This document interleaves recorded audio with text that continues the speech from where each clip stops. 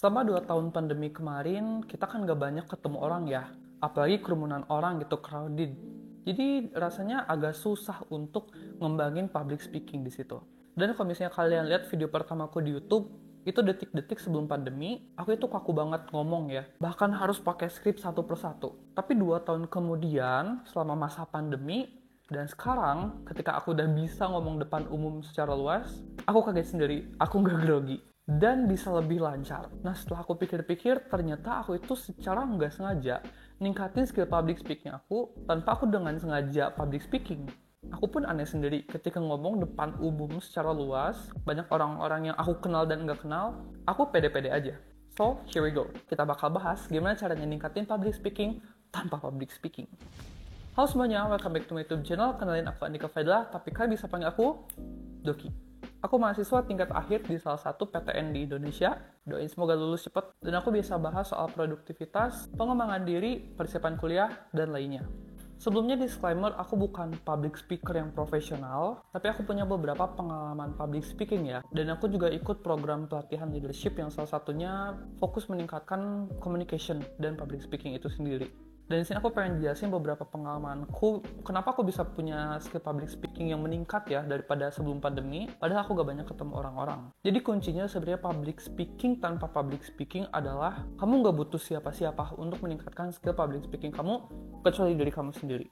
Kita gak perlu nunggu momen untuk bisa ngomong depan audiens banyak, pegang mikrofon, diem di atas panggung. Itu momennya agak jarang buat kita yang belum pernah public speaking sama sekali. So, daripada nunggu, kenapa nggak mulai dari sekarang aja? Alternatif pertama dari aku adalah show yourself online.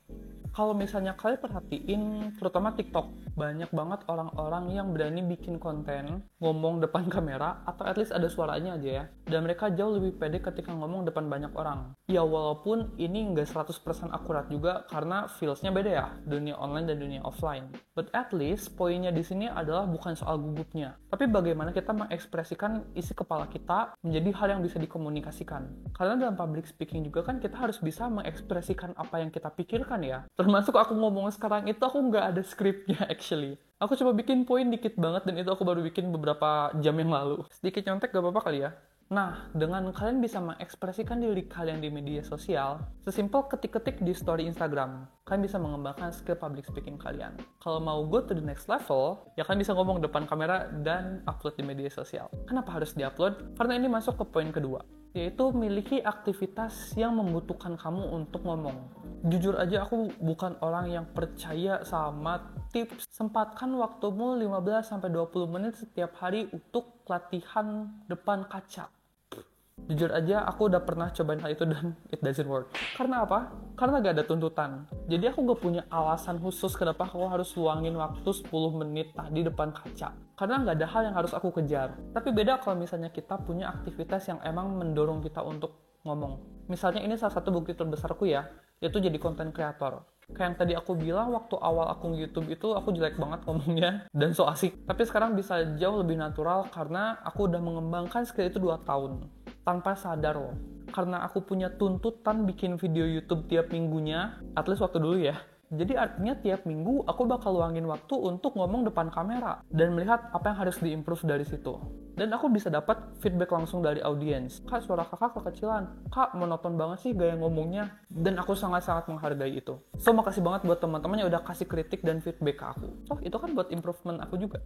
Selain content creator juga banyak banget ya aktivitas-aktivitas yang bisa kalian lakukan untuk menunjang cara ngomong kalian. Podcaster, atau misalnya sesimpel di komunitas kalian, organisasi kuliah mungkin, atau teman kelas. Kalian bisa coba sharing-sharing insight yang kalian punya, any kind, dan kalau bisa coba buat hal tersebut terprogram. Alias kalian punya fokus tertentu yang bukan di public speakingnya ya.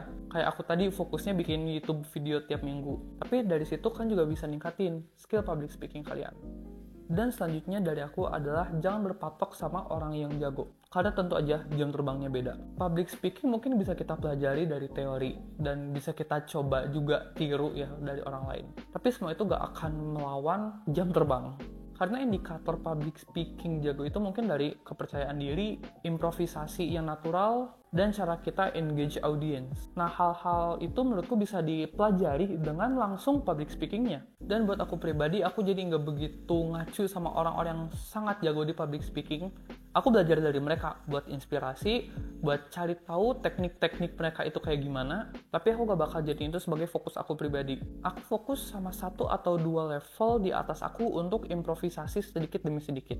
Atau bahkan aku belajar dari diri aku sendiri. Aku tonton video aku evaluasi apa yang kurang dari cara ngomong aku, dan sedikit demi sedikit itu akan terbentuk menjadi skill public speaking yang bagus tanpa sengaja public speaking. Oke, jadi dari semua itu menurutku hal yang bikin kita agak takut buat public speaking itu adalah dari groginya ya pastinya. Jadi aku harap dengan kita bisa melatih public speaking tanpa kita perlu ngomong depan banyak orang, seenggaknya kita bisa ningkatin dulu level seberapa kita menguasai materi, cara kita mengekspresikan diri, improvisasi, dan lain-lain. Jadi pas depan panggung itu kita udah punya bekal istilahnya. Walaupun tetap menurutku kunci biar kita pede dan enggak grogi itu tetap harus public speaking depan orang-orang.